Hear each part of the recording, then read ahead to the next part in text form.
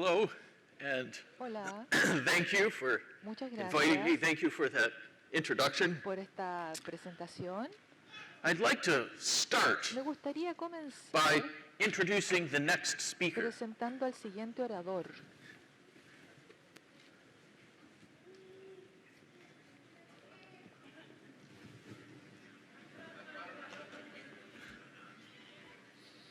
Please say hello to Por my favor, friend saluden a Kevin. mi amigo, díganle hola.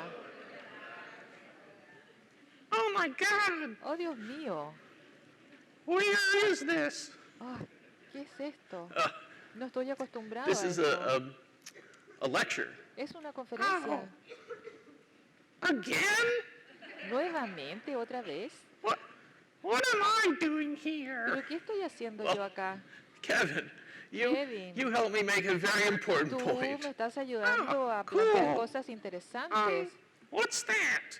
¿Y Well, de qué se trata? It's a point about Se social trata perception. de la percepción See, social, es decir, people in the la audience gente en la look at you and they audiencia te está mirando perceive y awareness. están percibiendo algo de Yes, conciencia. and that Entonces, perception is La automatic. percepción We es can't una help cuestión it. automática, no la podemos Just evitar. looks like you're conscious of the world around you.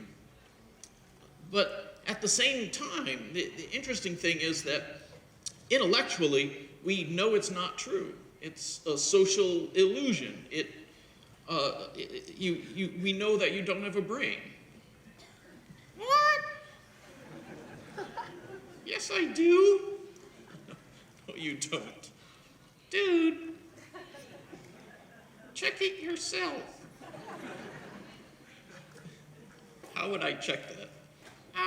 Just stick your other hand in my back and feel around. Really? Yeah, go ahead. Just, pretend you're a proctologist. Okay. Yeah. Ow! Sorry.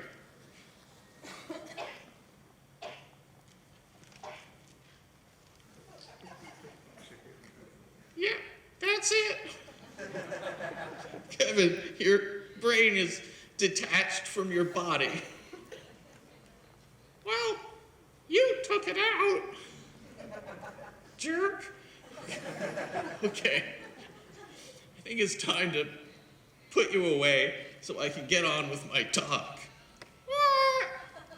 Oh, man. Yes. No, wait. No, don't.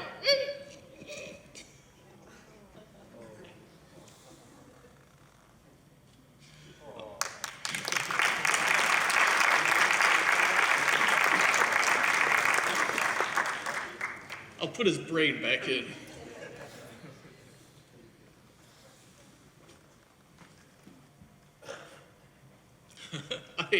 I started to learn ventriloquism when my son was 3. It was a perfect age. He was too young to know how bad I was. I used to make his stuffed animals talk. And as I got better, I began to realize something scientifically profound. The brain contains machinery that allows us to attribute awareness to Kevin. But we didn't evolve that machinery to enjoy ventriloquism. People are social animals, and we do the same thing to each other. We attribute consciousness to each other. When I talk to another person, I have an automatic impression of thoughts and awareness and emotions emanating from that person. Of course, that's not the person's real mind. That's my brain generating a handy model of a mind and projecting that onto that person. See, whenever 2 people meet, there's really 4 people present. There's me, there's the version of you that I construct and project onto you. There's you, and there's the version of me that you construct. So that's 4 sometimes very different people. And we do the same thing to more than just people. We attribute awareness to our pet cats and dogs. That's reasonable. Some people swear that their houseplants are conscious. The other day I got mad at my computer. So I'm not talking about intellectually figuring out whether something has a mind and what might be in that mind. We do that too. But I'm talking about that automatic gut certainty that is often wrong, that awareness is emanating from something. And there's another obvious example. I attribute awareness to myself with the same gut certainty.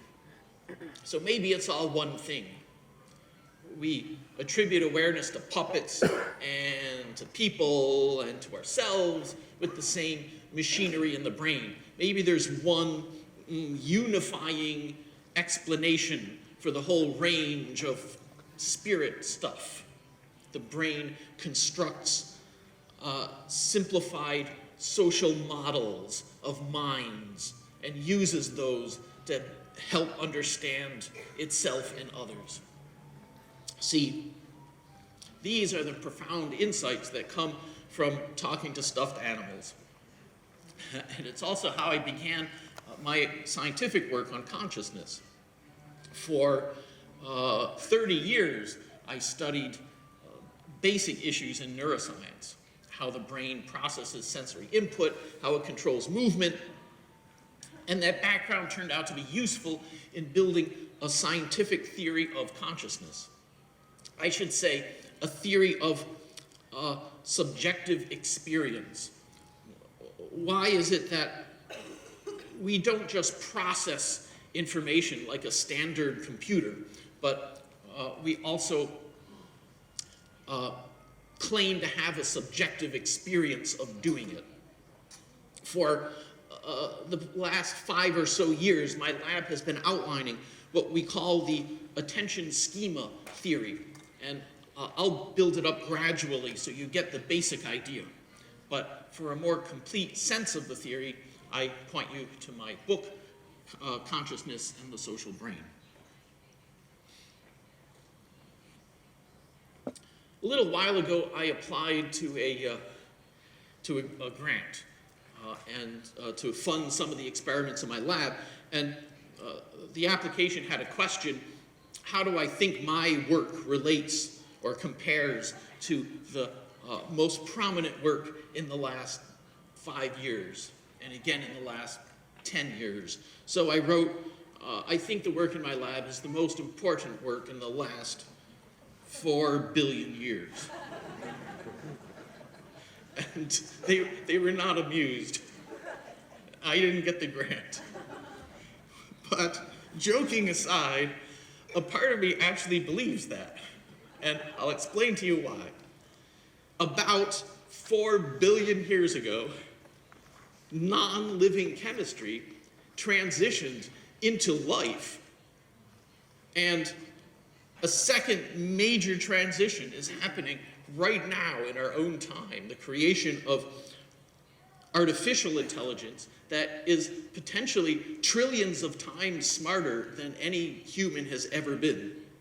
And more than that, we're moving toward a technology that can take consciousness, the human mind, and migrate it from a brain to an artificial device. Think about that. A person's thoughts and personality, emotions and memories, a person's wisdom and skill set can potentially live indefinitely, able to contribute to society for thousands of years. Think what that would do to cultural turnover. Think what that would do to the accumulation of progress in science or art or politics. Think what that would do to the colonization of space. We are not a spacefaring species, and it's hard to imagine how we can be. Our bodies are fragile. We need atmosphere. Cosmic rays are toxic to us, and they're almost impossible to filter out. Even if we could build a perfect, safe spaceship environment, we don't live long enough to go anywhere interesting. The fastest rockets today would take about 20,000 years to reach the nearest star, Alpha Centauri.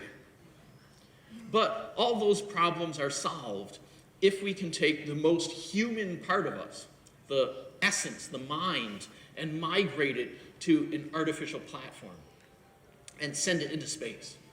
We could have whole colonies of people's minds keeping each other company, living in a simulated house, sent off on expeditions to explore this or that part of the galaxy with no intrinsic limit. The only way we will become a spacefaring civilization is not by building an artificial environment that you can put a person's body in, but building an artificial platform that can carry a human mind. It's an incredible future. It's a new phase of existence. But that future has hit a wall right now. No matter how complicated our artificial gadgets are right now, if we don't understand what consciousness is, if we don't understand the basics of how to engineer it, that future is denied. It's not going to happen. But I think now, finally, we have a grasp on what consciousness is and the basics of how to engineer it. And so that's why I think that the work in my lab and other labs, this general area of research on the scientific and mechanistic basis of consciousness, is the crucial ingredient in the most important transition in the last 4 billion years. So I wasn't even joking on my grant application. So to tell you about the work that we've been doing to try to understand the mechanistic basis of consciousness, I'll start with that deceptively simple question: how can we build artificial consciousness? All right, that's a robot looking at an apple. And we're going to design a brain for it. This is a build-a-brain project. And we want to know what to build into that brain to make it insist that it has a subjective, conscious experience of the apple. What information should we put in that brain? Well, first, information about the apple. Light enters the eye, is transduced into neural signals. Neurons process that information and build up a description of the apple. I don't mean literally a picture of an apple in the head. Obviously, that's just a slide. I mean the brain constructs information such as color, shape, size, location. It's like a dossier, a set of information that is constantly changing as new signals come in. This is sometimes called an internal model. It's like a simulation of the apple. And the simulation is not accurate. Well, it'd be a waste of energy and a waste of processing resources for the brain to construct a really detailed, scientifically accurate description of the apple. Color's a good example. In reality, the apple has a reflected spectrum, which is very, very complicated. The eyes and the brain simplify that into the property of color. Color is a construct of the brain. It's a caricature. It's a simplified proxy for reality. And it's good enough for survival. And this is a fundamental truth of the brain, that the brain constructs simplified models of things in its world. And everything we know about the world and about ourselves comes through those simplified models. Now, let's delve deeper. You rarely look at an apple in isolation. There's probably other things there: a plate, a table, a wall behind them. too many things for the brain to process in depth all at the same time. It has to prioritize. And at this moment, this brain is focusing resources on the apple. That focus is called attention. I don't like the word attention. It has too many colloquial connotations. I mean something mechanistic, selective signal enhancement. The apple signal is enhanced. Other visual signals are pressed down. This happens because signals in the brain compete with each other. The apple signal wins the competition of the moment, and as a result, that internal model can rise up in signal strength and dominate the brain's processes. That's what I mean by attention. When I use the word attention, I mean only this. The brain processes stuff, and it has a focused style of doing so. And nothing here is mysterious. If we had a camera and a computer, we could build this. And people have built systems just like this, artificial systems that can focus attention, visual attention, on an apple. But is it aware of the apple? In one sense, there's a concept of objective awareness, which just means that the information got in and is being processed. Yes, the machine is objectively aware of the apple. But is it subjectively aware? Does it have a subjective conscious experience, the same way all of us do? And even at that, some people would say yes, subjective visual awareness arises from visual processing. It just inevitably arises. And if that's true, then we're done. We just built a conscious machine. And consciousness remains totally unexplained. It's just a big magical mystery. But I don't think we're done. And to make that point, let's ask the machine a question. As long as we're doing a build-a-brain thought experiment, we might as well build in a linguistic interface. We can ask it questions. It's like a search engine. It's like Siri. You ask it a question, it searches the available database, and then it answers the question. So we ask it, what's there? It says, an apple. We ask, what are the properties of the apple? It says, oh, it's red, it's round, it's at that location. It can say that because it contains that information. And this diagram could serve as a summary of a whole category of theories of consciousness. Like the higher order thought theory, for example. This linguistic interface is like the higher order thought that has access to a lower order representation. But I don't think this diagram by itself captures a complete account of consciousness. And to make that point, let's ask another question. We ask the machine, are you aware of the apple? And it says, cannot compute. Well, why? That search engine searches the database and it finds no relevant information. Well, plenty of information about an apple, none about awareness. No information about what awareness is or whether it has any. And no information about the self either, right? We ask, are you aware of the apple? It doesn't even have information on what this you is. It's like asking your digital camera, are you aware of the picture? Well, it doesn't compute in that domain. But we can fix that. Let's add to the Build-A-Brain. We'll add a second internal model and see if we can do any better. A model of the self. Again, this is information put together in the brain. It might include information about the physical shape and structure of the body, the so-called body schema.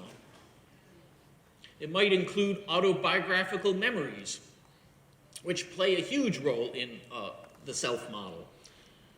We know the brain contains something like a self model, probably very complicated, probably spans many brain areas. Well, now let's ask our machine another question. We ask, tell us about yourself. And now it can answer. It's been given that construct of self. And so it says, I'm a person. I'm standing right here. I'm this tall. I'm this wide. I can move. I grew up in Buffalo. I'm a nice guy. You know, whatever information is available in its internal model, it can report. And again, this diagram could represent a whole category of theory about consciousness. Theories in which consciousness is self-knowledge. There's a lot of theories like that. And we've given our machine a lot of self-knowledge. But I would argue this diagram is still not a complete account of consciousness. And to make that point, let's ask another question. We ask the machine, what's the mental relationship between you and the apple? And the machine, well, that search engine searches the database, and it finds no answer. The machine has plenty of information about an apple, plenty of separate information about the self, but no information about a mental relationship between them, no information about what a mental relationship is. It can't even parse the question. Equipped only with this, our machine fails the test yet again. Well, let's try one more time. We'll add one more internal model. See, the advantage of internal models is that they model things in the real world that are useful to monitor and predict. So you have a real apple and an internal model of the apple, a real self, an internal model of the self. But there's a third component to this scene that's less obvious, it's more intangible. It's the computational relationship between the two. The self is focusing resources on the apple. It's attending to the apple. So why not include an internal model of that attentional relationship? See, now the machine has a complete description of this moment in its world. But what kind of information would be included in an internal model of attention? How would it describe attention? Presumably, like the internal model of the apple, it would include useful general information, but not microscopic details. For example, it might describe attention as like a mental possession of something. Now, notice this is a very vague description, but it does capture the essence of what attention is. It might describe attention as something that empowers me to react to objects. That is definitely a property, definitely a consequence of attention. It might describe attention as something located inside of me. And it might describe many other general properties of attention. But this internal model, this bundle of information, would not contain information about neurons or synapses or competing electrochemical signals, the microscopic nuts and bolts that the brain does not need to know about. This internal model would be silent on the physical basis of attention. So now let's ask our machine a question. We ask, what's the mental relationship between you and the apple? Well, the search engine searches the database, and on that basis it says, I have a mental possession of the apple. Interesting. We probe deeper. We ask the machine, well, tell us more about this mental possession. What are its physical properties? Well, first we ask the machine, do you know what physical properties are? And the machine says yes. It can say that because it has a body schema that describes a physical body. It has an internal model of the apple that describes a physical apple. So it says, yes, I know what physical properties are, but my mental possession of the apple, the mental possession in and of itself has no describable physical properties. It just is. It's non-physical. In that sense, it's metaphysical. But it does have a physical location. It's located inside me. It's a part of me. Like my arms and legs are physical parts of me, I also have a metaphysical part. It's the part that has a mental grasp of things. It enables me to know and understand things. It enables me to choose to react to things, to remember things. I don't just process that the apple is red. I have a mental possession of the redness. It's saying it has consciousness. And the kind of consciousness it claims to have is very similar to the consciousness all of us claim to have. Well, we probe a little deeper and we say, oh, come on, you're just a machine. And you're saying all that because that's the information in your internal models. Of course you're going to spew out all that. We understand that you're not giving superficial answers. It's not superficial knowledge. Instead, it's deeper model-based knowledge. And that allows you to give flexible and rich answers to these questions. But still, you're just a machine reporting the information you contain. Well, the machine accesses that information, those internal models, and it finds nothing that matches that description. Remember, the models don't describe how the machine actually works. So the machine says, on the basis of the information available to it, it says, what internal models? What computation? What information? No. Simply, there's a me, there's a shiny red apple, and I am aware of the apple. So this theory explains why the brain is unlikely to believe the theory. It's stuck in a logic loop. It's captive to its own internal information. Well, the apple is a little bit limiting, but the same logic could apply to anything. Awareness of a sound, or awareness of any other sensory event. Awareness of a memory of something that happened yesterday. Awareness of the thought 2 + 2 = 4.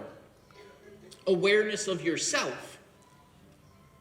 This diagram shows how a brain could insist, I am aware of X. Now, so far, the theory sounds very cognitive. The brain insists. The brain reports. But this theory works just as well if you take out that cognitive linguistic interface. Remember, we added that as a convenience to be able to talk to the machine. But suppose you're a rat. You're a rat. And you probably have some cognition, but you lack language. You still have those internal models. Those are deep, fundamental representations of important things, representations of self, representations of items in your world, and a representation of that ever-present process of attention, the relationship between the two. You need those internal models. You need those representations to understand and predict and navigate your world. In this theory, the brain constructs an overarching simulation of its world. And in that simulation, you are conscious of stuff. And the brain can construct this simulation even if it's not human, even if it's a rat or some other kind of creature that lacks the sophistication to talk about it. Okay, that is the attention schema theory. People talk about the hard problem of consciousness, and it is hard. It's presumably impossible to explain how a physical brain can produce a non-physical essence. But it turns out to be easy to explain how a machine can claim to have a magical essence, and how it can't tell the difference. It can't tell that what it's doing is data processing. So at this point, people get mad. They say, how dare you replace the soul with this simplistic mechanism? But I think it's the other way around. I think the construct of soul is the simplification. I like to say that the mind is a trillion-stranded sculpture made out of information. It's constantly changing. It's gorgeously complicated. Everything you know, everything you believe, derives ultimately from that information. And one part of that information is a very simplified model of yourself and how you process your world. So now we have a rational, mechanistic way to understand consciousness. The most common alternative perspectives on consciousness are really a kind of magical thinking. The idea that consciousness inevitably arises if you build something complicated enough. But that's not very helpful to engineers. When the Wright brothers were trying to build the first airplane, if you said to them, just build a machine as complicated as you can, and flight will naturally emerge, I don't think that would have been super helpful. You have to engineer the machine to fly. But can we actually build this? Can we actually build a machine that is conscious in this sense that, just like us, it claims to be conscious, it insists it's conscious, it introspects, meaning cognitive machinery accesses deeper information, and on that basis, it learns that it's conscious, and it uses all that to help understand itself and its relation to the world. Can we build that? I think the answer is yes. We will have conscious machines, maybe even in the next decade. I think that it will make computers easier for people to interact with. It's like a social user interface. And no, I don't think it will make machines any more likely to take over the world and kill us all. I think machines can kill us just as well without the consciousness part. But it does raise an important question. Why?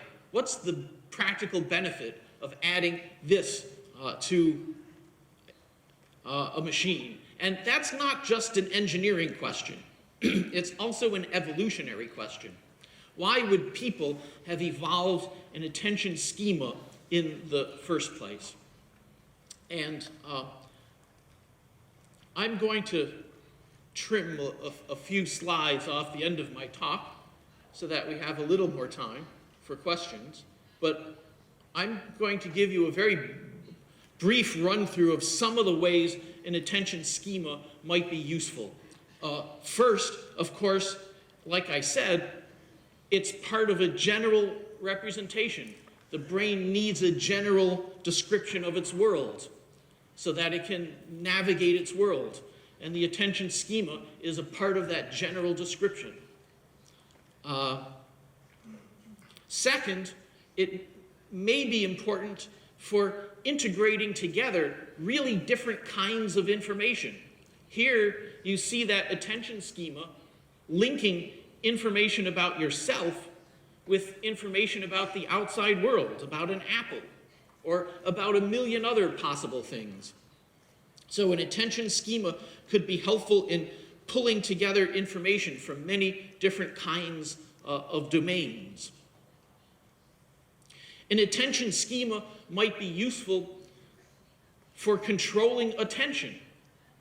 One of the most important principles in engineering is that if you want a system to control something, the system should have an internal model of the thing to be controlled. A self-driving car needs an internal model of the car, a set of information about the shape and size of the car, how it drives on the road. Without that internal model, I think you'd crash pretty quick. The control system won't work right. So this is perfect. Attention, moving your attention around, is one of the most important things that the brain does. Therefore, by the principles of engineering, the brain should have an attention schema, a model or a description of that thing that it's trying to control. And there's one more, let's see, general representation, integration of information, control of attention.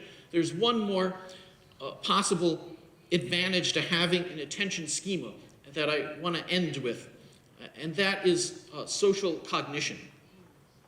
Using an attention schema to model someone else's state of attention, in effect attributing awareness to someone else as well as to oneself. Now, we think this is very important. If you're a zebra, you want to know, is that lion aware of me? And so this could have come in very early in evolution, but we think that it probably expanded radically in human evolution. And we people, as I said at the beginning, we people have a tendency to attribute awareness to everything, to other people, to pets, to inanimate objects, to the spaces around us. And in my lab, we have focused on networks in the brain that are involved in social thinking, in attributing mind states to other people. And I'll tell you about one brain area, very briefly, that has been a focus of our research. This is a scan of my own brain, by the way. I don't actually have a red spot. But this area, the temporoparietal junction, is a node. It's a central node in a brain-wide network that seems to be involved in processing the mind states of other people, in attributing emotions and thoughts and awareness to other people. And what interests us about this area is when it gets damaged, it doesn't just take away your ability to attribute awareness to others. It takes away your own awareness of things around you as well. When this area gets damaged, it causes something called neglect, hemispatial neglect. Damage to one side causes a loss of awareness of everything on the other side of space. So you eat the food on one side of your plate and you think you're done. And somebody rotates your plate and you don't know where the extra food came from.